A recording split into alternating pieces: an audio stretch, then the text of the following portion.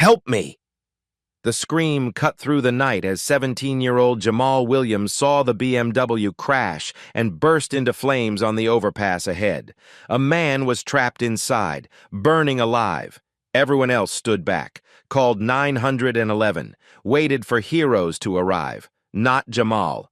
He sprinted straight into the fire without thinking about his grandmother's insulin money in his pocket. Without thinking about missing work tomorrow. He just saw someone who needed help. 30 seconds later, Jamal dragged the unconscious man from the wreckage. The car exploded behind them in a ball of flame that lit up the entire highway. What happened the next day didn't just change Jamal's life forever. It changed his entire community.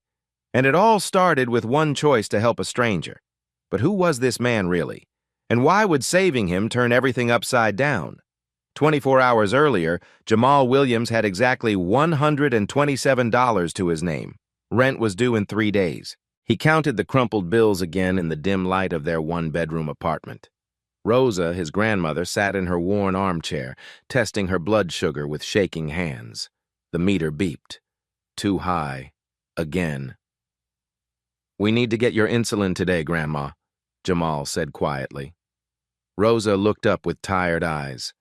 At 68, she'd raised him since he was 8 years old after his parents died in a car accident. She used to clean office buildings downtown for 40 years until diabetes made her too weak to work. "Baby, you know that prescription costs $340, she whispered. "We don't have it."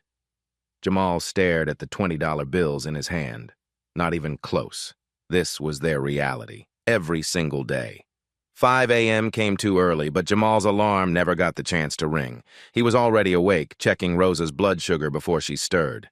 The numbers on the glucose meter told a story he didn't want to read. He kissed her forehead and stepped into the cold hallway. 45 minutes of walking lay ahead of him. They couldn't afford bus fare, and their electricity had been cut off last month. But Jamal Williams had never missed a day of school. East Cleveland High wasn't much to look at, but it was his chance. 3.7 GPA, top 10% of his class. His calculus teacher, Mr. Rodriguez, kept telling him he was brilliant. "You could be an engineer, Jamal. You could build bridges, design buildings." Could. If he could afford college applications, if he could pay for SAT prep, if his grandmother's medical bills didn't eat every dollar he earned. But Jamal Williams was a dreamer. His bedroom walls were covered with sketches of bridge designs, building blueprints he'd drawn from memory, mathematical equations that solved problems he'd invented.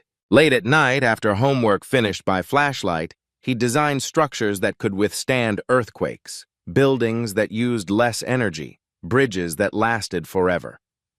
"Education is the one thing they can't take from you," Rosa always said. She'd repeated those words every day since his parents died, even when the lights got shut off, even when they ate soup for dinner 3 nights in a row. The walk to school gave Jamal time to think. Ohio State University had sent him an acceptance letter 2 weeks ago. Full academic scholarship available, they said, for students who qualified for financial aid. The application fee? $85. He'd been saving for 3 months, had $63 set aside. But yesterday, Rosa ran out of her blood pressure medication. $28 at the pharmacy. There went his college dreams, $28 at a time. School ended at 3:15. Jamal had exactly 12 minutes to get to Romano's Italian restaurant for his dishwashing shift. Chef Marco understood his situation and let him take home leftover soup sometimes. Good people still exist in the world. 4 hours of washing dishes, hot water, steam, the constant clatter of plates and silverware.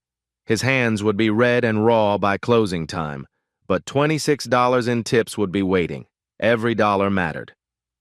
At 7:30 p.m., Jamal clocked out and walked to Gentry's grocery for his weekend bagging job. Mrs. Patterson, his guidance counselor, had helped him get it. 3 hours of helping customers load their cars, collecting shopping carts from the parking lot. 18 more dollars. $44 total for the day. But Rosa's insulin prescription sat waiting at the pharmacy. $340. He could work every day for 2 weeks and still come up short. Saturday mornings meant handyman work around the neighborhood. Mrs. Rodriguez's washing machine had been making strange noises. Mr. Jackson's kitchen faucet dripped constantly. The Thompson family's refrigerator wasn't cooling properly. Jamal fixed them all for free. "Baby, you can't keep doing work for nothing," Rosa would tell him. But these were his neighbors, his community. Mrs. Rodriguez had watched him grow up. Mr. Jackson had driven him to the hospital when Rosa had her first diabetic episode. The Thompsons always asked about his grades and told him they were proud of him. "How do you charge your family?" Sunday evenings were the hardest. Homework spread across their small kitchen table, Rosa's medical bills stacked in one corner, college brochures in another. The math never worked out. No matter how many hours he worked, how many jobs he took, the numbers never added up. But Jamal Williams wasn't bitter. "You keep doing right and the universe keeps score," Rosa had taught him. She'd learned that lesson cleaning offices for 40 years, watching wealthy executives leave their messes for someone else to clean up. Still, she believed goodness mattered. Still, she believed hard work would be rewarded. Still, she believed her grandson would find a way. That Monday morning, Jamal walked to the pharmacy before school. Sarah, the tech who'd known them for years, gave him a sad smile. "I'm sorry, honey. Corporate says we can't hold prescriptions longer than 72 hours without payment." Rosa's insulin, the medication that kept her alive, gone. Jamal emptied his tips jar on the counter, $127 in small bills. Sarah counted them twice, hoping the math would change. "It's not enough," she whispered. "But I'll hold it until tomorrow. One more day, that's all I can do." One more day to find $213. Walking to school that morning, Jamal felt the weight of impossible mathematics. But he also felt something else: determination. Rosa had raised him to believe that good people don't give up. They find a way. Tonight, after his dishwashing shift at Romano's, Jamal Williams would walk home through the rain, thinking about insulin money and college applications and the bridge designs on his bedroom wall. He had no idea that before the night was over, everything would change. The storm that night was the worst Cleveland had seen in years, but Jamal had to get home. October rain hammered the city like bullets against concrete. Wind howled through the empty streets, bending traffic lights and sending trash cans tumbling down sidewalks. The temperature had dropped 15 degrees in 2 hours. At 10:47 p.m., Jamal finished his dishwashing shift at Romano's Italian restaurant. His hands were raw from hot water and harsh soap, but Chef Marco had good news waiting. "Take this home to your grandmother," Marco said, handing him a container of leftover minestrone soup. "And here." He pressed a $20 bill into Jamal's palm. "Extra tip from table 12. They heard about what you do for the neighborhood." Jamal's throat tightened. "Chef, I can't." "You can and you will." Marco's weathered face softened. "Good people deserve good things, kid. Drive you home tonight?" Jamal shook his head. Marco had already done enough. The soup alone would feed them for 2 days. "Thanks, but I'm good. See you tomorrow?" He stepped into the storm. The bus had stopped running an hour ago. 45 minutes of walking lay ahead through neighborhoods that weren't safe after dark. But Rosa needed her evening medication at 11:30 p.m. sharp. Dr. Martinez had been very clear about the timing. Jamal pulled his thin jacket tighter and started walking. The rain soaked through his clothes within minutes. His sneakers squelched with every step, water seeping through the worn soles. But he kept moving. Rosa was waiting. As he crossed the Riverside Avenue overpass, visibility dropped to almost nothing. Rain pounded the asphalt so hard it bounced back up like tiny geysers. Streetlights flickered through the downpour, casting eerie shadows on the empty highway below. Jamal thought about the pharmacy, about Sarah's sad smile, about the insulin prescription they couldn't afford. Tomorrow, he'd have to tell Rosa they were out of options, unless he could find a miracle. He thought about the Ohio State application deadline, next week, $85 he didn't have for a future he couldn't afford. He thought about the bridge designs on his bedroom wall, dreams drawn in pencil that would probably stay dreams forever. The sound hit him before he saw anything. Screech of brakes, skidding tires on wet asphalt, then the sickening crunch of metal hitting concrete. 50 yards ahead, brake lights spun through the rain like red fireworks. A black BMW had hydroplaned on the slick road, clipped the guardrail, and flipped onto its side. The car was sliding sideways toward the edge of the overpass. Sparks flew as metal scraped against concrete. Then Jamal saw the flames. Orange fire licked up from the engine compartment, growing larger by the second. Smoke poured through the shattered windshield. The smell of gasoline filled the air. Someone was trapped inside. Through the spider-webbed glass, Jamal could see him, an older white man in an expensive suit, hanging upside down from his seatbelt. Blood trickled from his forehead. His eyes were open, wide with terror. Their eyes met through the rain and smoke. "Help me!" The man's voice cut through the storm. Two other cars had stopped, a red Honda and a white pickup truck. Their drivers stood beside their vehicles, phones pressed to their ears, shouting into 911 dispatchers. But they kept their distance from the burning car. Smart people, safe people. "Kid, get back!" The pickup truck driver yelled at Jamal. "That thing's gonna blow!" The man was right. The flames were spreading along the engine compartment. The smell of gasoline was getting stronger. In the movies, cars exploded when they caught fire. This wasn't a movie. Jamal pulled out his cracked phone. 1 bar of battery left. He dialed 911. "Emergency services are responding to multiple weather-related accidents," the operator said. Her voice sounded exhausted. "Current ETA for your location is 15 to 20 minutes. 15 minutes. The flames were already reaching the interior of the car. The trapped man was coughing from smoke inhalation. His eyes found Jamal's again, desperate and pleading. 15 minutes was too long. Jamal looked at the burning BMW, at the man trapped inside, at the other drivers keeping their safe distance. He thought about Rosa waiting at home for her medication, about how much she needed him, about what would happen to her if something happened to him tonight. He thought about the insulin money in his pocket. $127. Not enough to save his grandmother, but enough to matter. He thought about the bridge designs on his wall, the engineering problems he solved late at night, the physics equations that explained how structures held together under pressure. Sometimes structures failed, sometimes they held, sometimes people fail, sometimes they held. The flames grew larger. The man in the car was running out of time, and Jamal Williams made a choice that would change everything. He ran toward the fire. Jamal had never saved a life before, but somehow he knew exactly what to do. The heat hit him first. Waves of burning air that made his eyes water and his lungs seize up. The BMW was on its side, flames climbing higher every second. The driver's door faced the sky, impossible to reach. Jamal dropped to his knees and crawled to the passenger side. The window had shattered completely. Glass covered the wet asphalt like deadly confetti. Through the opening, he could see the man hanging upside down, blood dripping from his forehead onto the car's ceiling. "Sir, can you hear me?" The man's eyes snapped to Jamal's voice. Yes, I'm trapped. The seatbelt and the fire.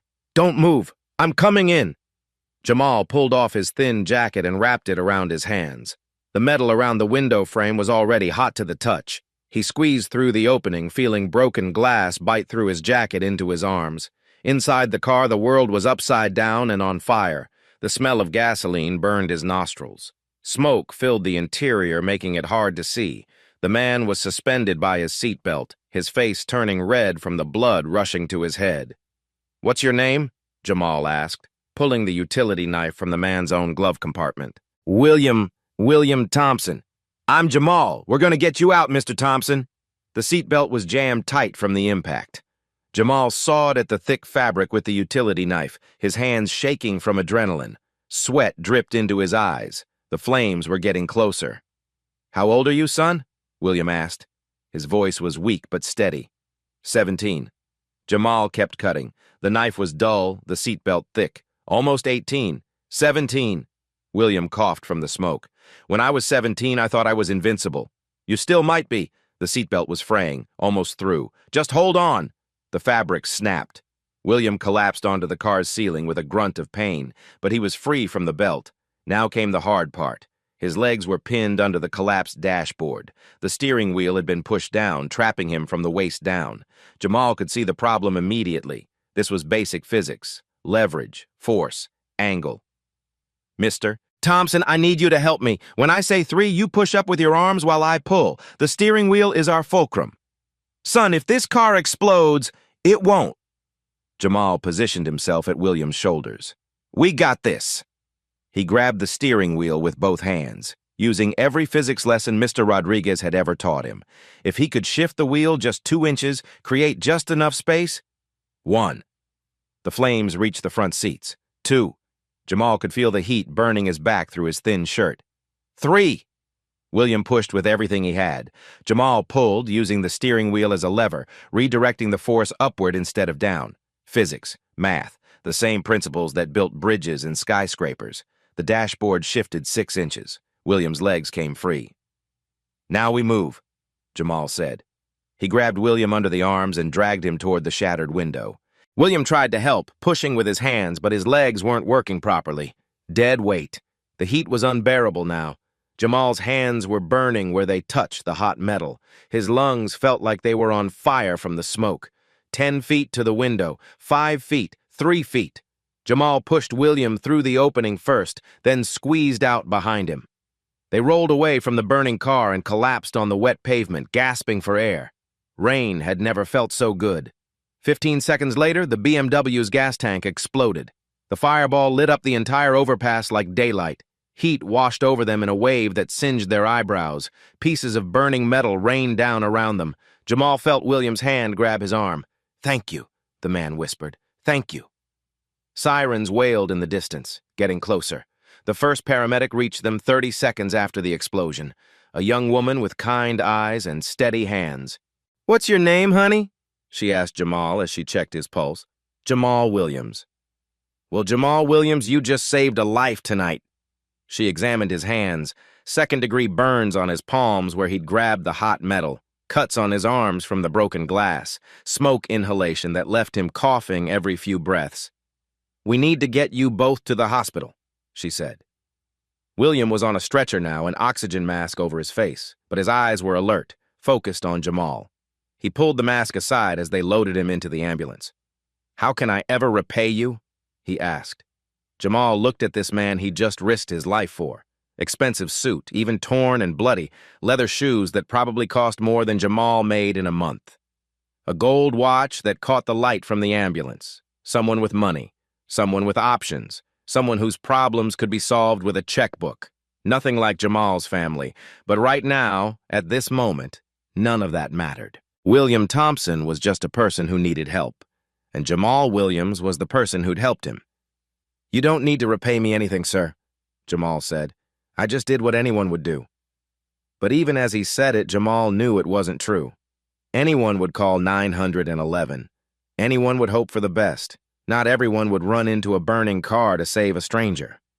As the ambulance doors closed, Jamal caught a glimpse of his reflection in the window.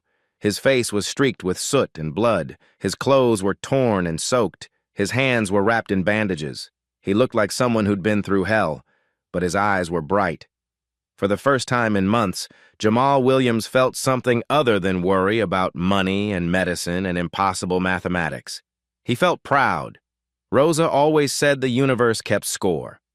Maybe she was right. Maybe good things really did come to people who did good things. Maybe tonight had changed more than just William Thompson's life. Maybe it had changed him, too. What William offered next would have solved all of Jamal's problems, if only he'd accepted it. But first, Jamal had to deal with the price of being a hero. Cleveland General's emergency room smelled like disinfectant and desperation. Jamal sat on the edge of a hospital bed watching a nurse carefully bandage his burned hands. "Second-degree burns on both palms," Dr. Martinez explained. "You'll need daily dressing changes for at least a week. No heavy lifting, no getting the bandages wet." A week. Jamal's stomach dropped. No dishwashing at Romano's. No grocery bagging. No handymen work around the neighborhood. No income when his family needed every dollar. "Doctor, I have to work," Jamal said quietly. "My grandmother." "Son, these burns are serious. If you work with your hands wet all day, you'll get infected. Then you'll be out a lot longer than a week." In the bed next to him, William Thompson was getting stitches in his forehead. The CT scan had come back clear. No brain injury, just a concussion. "Lucky to be alive," the doctors said. When they were both cleared for discharge, William approached Jamal's bed. He moved carefully, favoring his left side where his ribs were bruised. "How are the hands?" William asked. "They'll heal." Jamal flexed his fingers inside the white bandages. Everything hurt. William reached for his wallet. Hermes leather with gold initials WT embossed on the front. He counted out 5 $100 bills with the practiced ease of someone who always carried cash. Please, William said, holding out the money. This is the least I can do. I know you're hurt because of me. $500, more than Jamal made in 3 weeks of dishwashing. Enough for Rosa's insulin prescription and their overdue electric bill. Enough to breathe for a month. I can't take your money, sir. The words came out automatically. Rosa had raised him never to take charity. We earn what we get, she always said. We don't take handouts. This isn't charity, William insisted. You saved my life. You risked everything for a complete stranger. I just did what anyone would do. William studied him with sharp blue eyes. Not everyone would risk their life pulling a stranger from a burning car, son. I've lived long enough to know the difference between good people and great people. But Jamal couldn't take the money. Not when Rosa was sitting at home, probably watching the clock, wondering why he was late with her medication. Not when she'd raised him to believe that integrity mattered more than easy solutions. My grandmother always said, if you do right by people, it comes back to you somehow, Jamal said, tucking his bandaged hands into his jacket pockets. William's expression shifted. Surprise, then something deeper. Respect. Your grandmother sounds like a wise woman. William put the money away and pulled out a business card instead. At least let me give you my contact information. The card was an elegant black cardstock with minimal text. William Thompson, Chief Executive Officer, and a phone number. No company name, but there was a logo, a stylized T that seemed familiar somehow. Jamal pocketed the card. Thank you, Mr. Thompson. As they walked toward the hospital exit, William stepped aside to make a phone call. Jamal couldn't help overhearing fragments of the conversation. Yes, I'm fine. The boy who saved me, Jamal Williams. I want you to look into something for me. A black SUV pulled up to the hospital entrance. The driver, wearing a crisp suit, got out and opened the passenger door. Mr. Thompson, the driver said with notable deference. Jamal noticed the license plate as William got in. Thompson 1. There was a small company logo on the side of the SUV, the same stylized T from the business card. William rolled down the window. Jamal, take care of those hands. And call me if you need anything. Anything at all. The SUV disappeared into the rainy Cleveland night. Walking to the bus stop, Jamal felt the weight of missed opportunities. His bandaged hands throbbed with every heartbeat. A week without work meant a week without money they desperately needed. He called Chef Marco from the payphone. Jamal, thank God you're okay. I heard about the accident on the news. Chef, I can't work for a week. The doctor said, don't worry about it, kid. Your job will be here when you're ready. But Marco couldn't pay him for days he didn't work. Nobody could. By the time Jamal got home at 2 a.m., Rosa was asleep in her chair, her glucose meter on the side table showing numbers that were too high. He'd missed giving her the evening medication. Again. Sitting in their dark apartment, Jamal stared at William Thompson's business card, a phone number that could solve all their problems with one call. But Rosa had taught him better than that. Some things were more important than money. Some things were worth more than easy answers, even if those things couldn't buy insulin. The next morning brought surprises Jamal never could have imagined, and problems he definitely hadn't expected. Jamal woke up feeling like he'd been hit by a truck. His bandaged hands throbbed, his throat burned from smoke inhalation, and every muscle in his body ached. But Rosa's blood sugar was dangerously high again. They were completely out of insulin. Baby, we'll figure something out, Rosa whispered from her chair, but Jamal could see the fear in her eyes. Her hands were shaking. Her skin looked pale and clammy. They had maybe 6 hours before she'd need to go to the emergency room. Walking to school, Jamal stopped at the newsstand like he did every morning. Today's headline made him freeze. Local teen hero saves prominent businessman in fiery highway crash. There was a grainy photo of the burning BMW, taken from someone's phone. The article mentioned the rescued man was a major figure in Ohio's economic development, but didn't name him due to privacy concerns. A major figure? William Thompson hadn't seemed that important. Rich, sure, but a major figure? At school, things got stranger. Mrs. Patterson called him to the guidance office during the second period. Jamal, I received an interesting phone call this morning. Someone asking about your academic record, your career aspirations. Who was it? They wouldn't give their name. Very professional, though. Asked about your grades, your college plans, your character references. She studied him carefully. Is there something you want to tell me?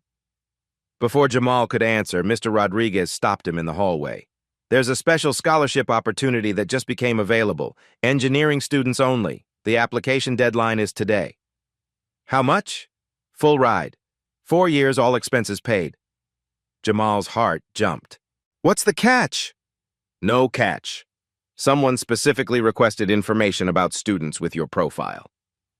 Mr. Rodriguez handed him a packet of papers.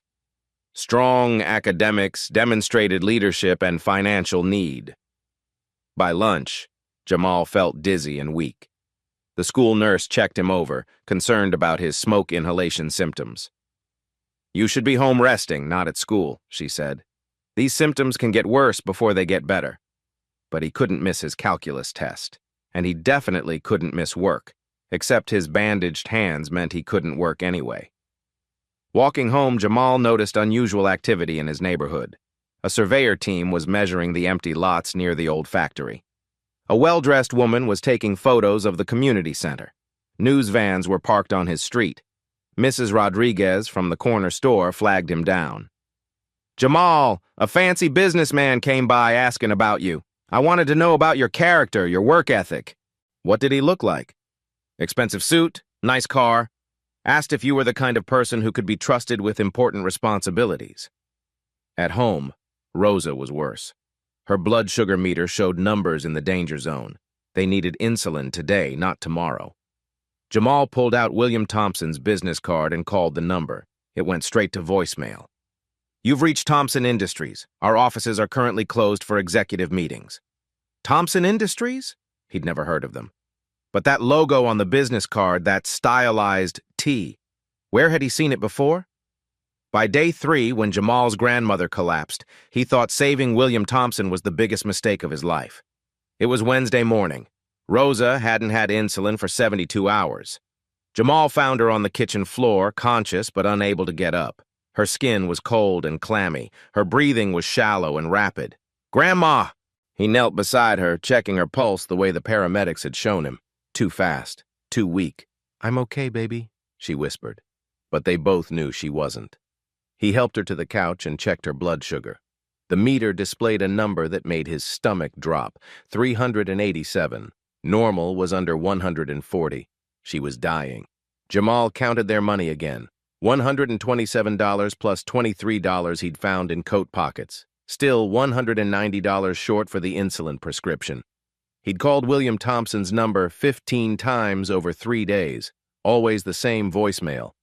Thompson Industries offices are currently closed. The local news kept calling him a hero. The newspaper wanted interviews, but heroes didn't watch their grandmothers die because they couldn't afford medicine. Maybe he should have just called 911 and kept walking that night. Maybe Rosa would be better off if he'd minded his own business. Sitting in their dark apartment, watching Rosa struggle to breathe, Jamal felt completely defeated. He stared at William Thompson's business card, the elegant black cardstock now wrinkled from handling. A stranger's phone number, his only connection to the man whose life he'd saved, and that stranger had disappeared. At 2 p.m., Jamal swallowed his pride and walked back to the pharmacy. Sarah, the tech who'd known them for years, gave him a look of pure sympathy. Honey, I wish I could help, but corporate policy, please. The word came out broken. She's dying. Sarah glanced around the empty pharmacy, then leaned across the counter. The best I can do is call your doctor, see if there's a payment plan or a generic alternative. But they'd tried everything. Dr. Martinez had already prescribed the cheapest insulin available. Jamal turned to leave, feeling like the biggest failure in Cleveland. His phone rang. Unknown number. Is this Jamal Williams? Yes, ma'am. Yes. Please hold for Mr. Thompson. Jamal's heart jumped. Finally, Jamal. Williams' voice sounded tired but urgent. I'm so sorry I haven't called.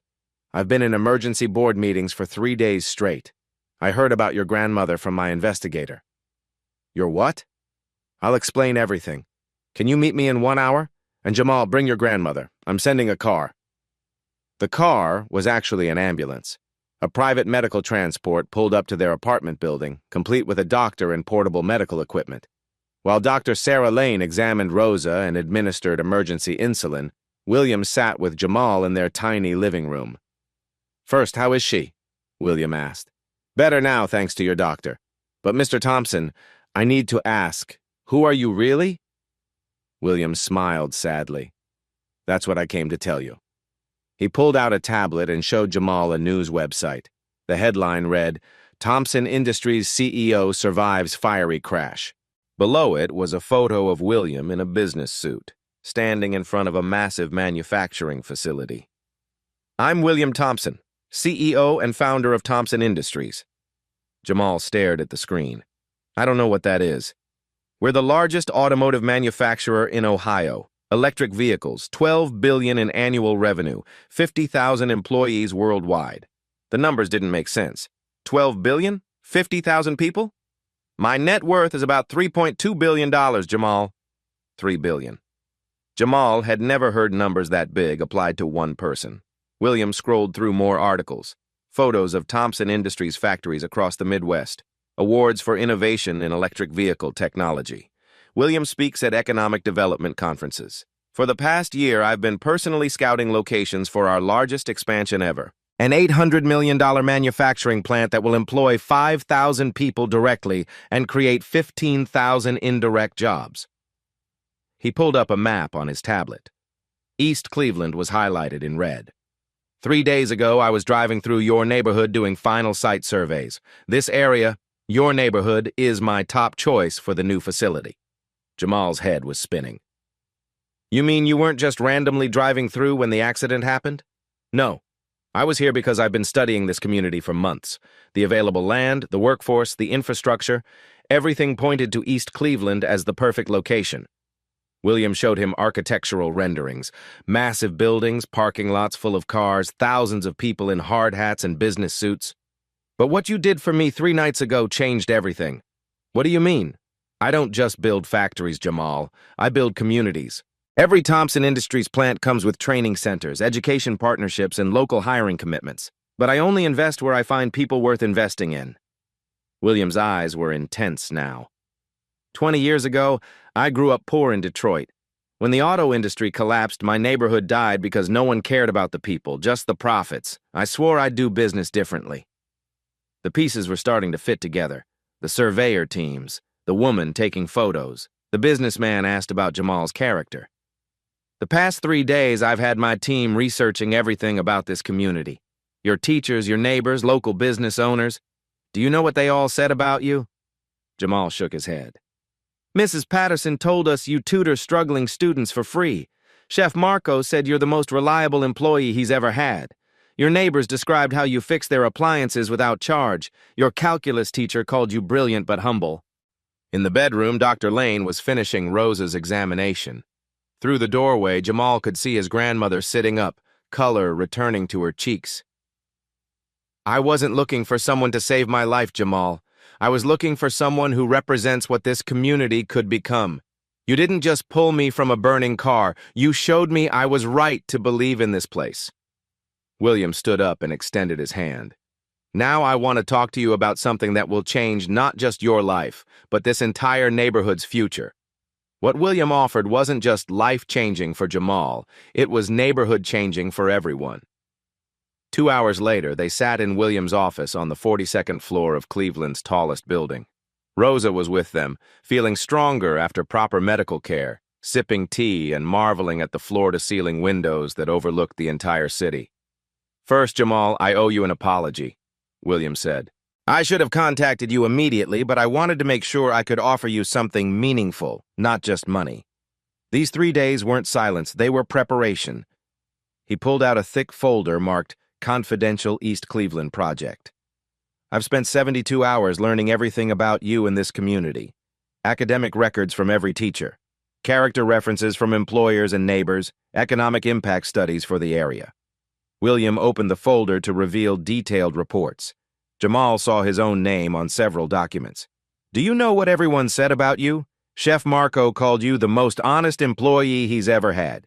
Mrs. Patterson said you tutor failing students every lunch period. Your neighbor, Mr. Jackson, said you fixed every broken appliance on your block for free." Rosa smiled from her chair.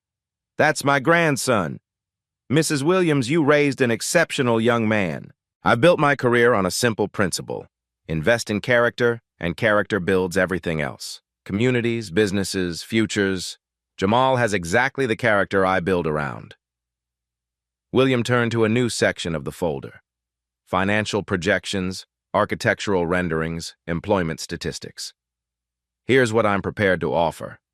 He slid the first document across the desk. Personal support, immediate and long-term. Jamal read the bullet points. Asterisk full medical coverage for Rosa Williams, including premium diabetes management and immediate specialist care, asterisk. $5,000 immediately for family needs. Rent, utilities restoration, asterisk full scholarship to MIT for mechanical engineering. All expenses paid plus $2,000 monthly stipend, asterisk. Guaranteed summer internships at Thompson Industries Engineering Division, asterisk. Guaranteed career position after graduation. Starting salary, $95,000. Jamal's hands shook as he read. Rosa leaned over to see, her eyes widening. "This solves everything," she whispered. "That's just the beginning," William said. He pulled out architectural renderings that covered the entire desk. "Jamal, I want to show you what we're building." The drawings showed a massive complex spanning 15 city blocks. Modern buildings, green spaces, parking structures that could hold thousands of cars. The East Cleveland Thompson Industries Complex, $800 million in investment, the largest electric vehicle manufacturing plant in the Midwest. William pointed to different sections of the rendering. 5,000 direct jobs, starting wage $22 per hour with full benefits. 15,000 indirect jobs in supporting businesses. This will transform the entire regional economy. But it wasn't just a factory. The plans showed a complete community development. Thompson Technical Institute, free automotive technology training for local residents. Community health center with sliding scale fees. Small business incubator with microloans for local entrepreneurs. And here's what makes this different from any other manufacturing project. William pulled out a separate folder. I want you to help design this entire project, not just as a future employee, but as a community advocate. What do you mean? Community development consultant. Your job would be ensuring local residents get first priority for jobs, helping create training programs that match neighborhood skills, identifying existing businesses that can supply the plant, creating pipelines from local schools to careers. The timeline was ambitious. Phase 1, 6 months. Site preparation, community meetings, early hiring begins Phase 2, 18 months. Construction starts. Training programs launch Phase 3, 36 months. Plant opens. Full employment reached. You'd start part-time during college, full-time after graduation. This isn't just about building cars, Jamal. It's about building a community that works for everyone. Jamal studied the plans carefully. The numbers were staggering. But he'd learned to ask the right questions. What about people who live here now? Will they be pushed out by higher rents? Will local businesses survive when everything changes? William's face lit up. This is exactly why I need you involved. Those are the right questions. He showed Jamal additional documents. Rent stabilization fund to protect current residents. Local business partnership program with guaranteed contracts worth $12 million annually. Community ownership stake residents share in plant profits through a neighborhood investment fund. Environmental protections that exceed federal standards by 40%. Rosa had been quietly listening. Now she spoke up. Mr. Thompson, my grandson has always believed in doing right by people, but can you promise this will be right by our people? Mrs. Williams, I'm not just investing money here. I'm investing in my reputation, my company's future, and my personal commitment. If this doesn't work for your community, it doesn't work for me. William leaned forward. I've seen too many developments that displace the very people they were supposed to help. That's not what this is. This is community building, not community replacement. He showed them financial projections. Local unemployment dropped from 23% to 8%. Median household income increased by 40%. 47 new businesses expected to open within 6 blocks of the plant. The math works because we're not just dropping a factory into your neighborhood. We're growing an economy from the people who already live here. Jamal looked at Rosa, then back at William. If we do this, we do it right. These are good people who just need a fair chance. That's exactly why I need you, Jamal. I can bring capital and expertise, but you understand this community's heart. William stood and extended his hand. So what do you say? Will you help me prove that the best way to build a business is to build a community first? Jamal looked at the papers spread across the desk. College education, guaranteed career, Rosa's medical care, 5,000 jobs for his neighbors. 3 days ago, he couldn't afford insulin for his grandmother. Now he was being offered the chance to transform his entire neighborhood. Deal, Jamal said, shaking William's hand. Then let's get to work. 6 months later, the transformation was visible everywhere, but the real changes were in the people. Jamal started at MIT in January, studying mechanical engineering with a community development minor. Every weekend, he took the bus home to watch his neighborhood come alive. Rosa's transformation was the most dramatic. With proper medical care and regular insulin, she'd gained weight and started walking again. Now she works as a community health advocate, helping elderly residents navigate their new healthcare options. I haven't felt this good in 10 years, she told Jamal over Sunday dinner in their new apartment. Same neighborhood, but now with working electricity and heat. The changes started small but grew fast. Month 1, Thompson Industries opened a community office in Mrs. Rodriguez's old storefront. The first planning meeting drew 200 residents asking hard questions. How do we know you won't push us out? William attended every meeting personally, bringing lawyers and architects who answered with specific numbers and legal guarantees. Month 2, groundbreaking ceremony drew 2,000 people and news crews. 60% of construction jobs went to local residents. Chef Marco's nephew became a site supervisor. 12 local contractors received $4 million in subcontracts. Month 3, Thompson Technical Institute opened at the old community center. 300 residents enrolled for free, learning automotive technology and computer programming. Students got paid $20 an hour to attend. Month 4, ripple effects spread beyond construction. Mrs. Rodriguez expanded her corner store into a full grocery, hiring 8 employees. A new credit union opened for plant workers. 3 food trucks started regular stops. Local unemployment dropped from 23% to 15% before the plant even opened. Month 5, national attention arrived. 60 Minutes featured The Cleveland Miracle, how one teen's heroism sparked economic revival. Harvard Business School requested a case study. The governor announced similar programs for 3 other cities. But Jamal stayed focused on neighborhood details. When construction noise bothered elderly residents, he adjusted contractor schedules. When businesses worried about parking, he helped design solutions. Month 6 milestones. Asterisk unemployment down to 8%. Asterisk 150 construction jobs for local residents. Asterisk $12 million in local business contracts. Asterisk health center serving 3,000 patients. Asterisk 0 families displaced. Challenges were real but manageable. Initial gentrification skepticism required constant meetings and transparency. City bureaucracy created permit delays. Construction noise disrupted daily life. But the community adapted because they were part of the solution. Personal success stories. Mr. Jackson, who used to ask Jamal to fix appliances, now ran a repair business with 5 employees. 2 of Jamal's former tutoring students received engineering scholarships. Mrs. Patterson started a college counseling program that got 40 students into universities. The numbers told the transformation story. Property values rose 25%, but rent stabilization kept longtime residents secure. Crime decreased 28% as jobs increased. Bank loan applications rose 300% with better approval rates. Environmental improvements exceeded expectations. Community solar programs provided discounted electricity to 800 households. Urban farming converted 12 vacant lots into gardens. Electric vehicle charging stations promoted clean transportation throughout the neighborhood. Media attention brought unexpected benefits. 3 other manufacturers announced plans to locate nearby. Cleveland City Council approved $50 million in infrastructure improvements. International delegations visited to study the community-centered development model. The success attracted investment beyond Thompson Industries. Local businesses saw increased foot traffic. Property improvements spread block by block. Young families started moving back to the neighborhood their grandparents had fled decades earlier. But for Jamal, the best changes were personal. Rosa's diabetes was controlled. Their electricity stayed on. He excelled at MIT while gaining real-world experience no textbook could teach. Every weekend, when he came home and saw cranes building the future where empty lots used to be, Jamal Williams knew that sometimes saving one person really could save an entire community. The plant would open in 18 months.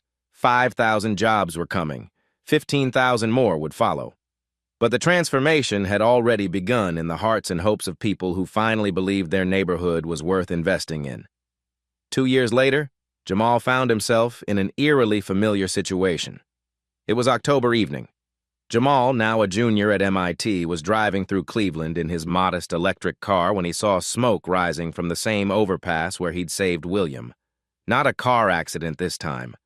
A food truck had caught fire after an electrical malfunction. Jamal pulled over immediately. A young Latina girl, maybe 16, was helping an elderly black man away from the burning truck while other drivers called 911. She moved with purpose, checking him for injuries, keeping him calm. "Are you okay, sir?" Jamal called out. "I think so," the elderly man replied. "This is Sophia. She got me out when the wires started sparking." Sophia looked up with determined eyes. "I was walking by and saw him trying to put it out himself." Jamal smiled. He recognized that look, the same determination he'd felt when he ran toward William's burning car. "You did the right thing. Most people would have just called 911 and kept walking." After firefighters arrived and confirmed everyone was safe, Jamal learned more. Sophia Morales was a high school senior working part-time to help her family. The elderly man, Mr. Washington, owned the food truck, their only source of income. "I want to be an electrical engineer," Sophia said, watching firefighters work. "But college is expensive." Jamal pulled out his business card. 2 years ago, he didn't have business cards. Now, community development consultant Thompson Industries. "There are scholarship opportunities through our community program. We're always looking for students interested in electrical engineering." Sophia studied the card. "Thompson Industries? The company that built the plant in East Cleveland?" "Right. And Sophia, sometimes helping one person opens doors you never expected. 2 years ago, I thought I was just helping a stranger. When you save someone, you save a whole chain of people you haven't met yet." The scene shifted to the grand opening of the completed Thompson Industries plant. 2,000 employees starting their first shifts. Children played in the new community park. Jamal and William stood on the factory floor watching electric vehicles roll off the production line. Rosa, healthier than she'd been in years, joined them with Sophia, who'd just received her acceptance letter to study electrical engineering. 2 years ago, I thought I was building a factory," William said, watching families tour the facility. "Now I see we built something more important." "What's that?" Jamal asked. "Hope. We built hope that lasts beyond any building or business." Rosa smiled, watching Sophia explain electrical systems to younger students. "My grandson always said one good deed creates ripples. Now I see he was wrong about one thing." "What's that, Grandma?" "It doesn't create ripples, baby. It creates waves. And that's how a 17-year-old dishwasher became a community builder. How a burning car became a burning passion for change, and how one stormy night proved that courage isn't just about the moment, it's about the movement that follows." Jamal's story proves that heroism isn't just about saving one life. It's about the lives that life will go on to touch. Every act of courage creates possibilities we can't imagine. Every moment of kindness becomes a wave that lifts entire communities. Rosa was right. Good deeds don't just create ripples, they create waves. If this story inspired you, imagine what your story could inspire. Share this video with someone who needs to remember that their actions matter, that their courage counts, that their kindness can change the world. And tell us in the comments, what's one act of bravery you witnessed that changed everything? Your story might be exactly what someone needs to hear today. Subscribe to Black Tales Stories for more stories about everyday heroes who prove that the best way to change your life is to change someone else's first.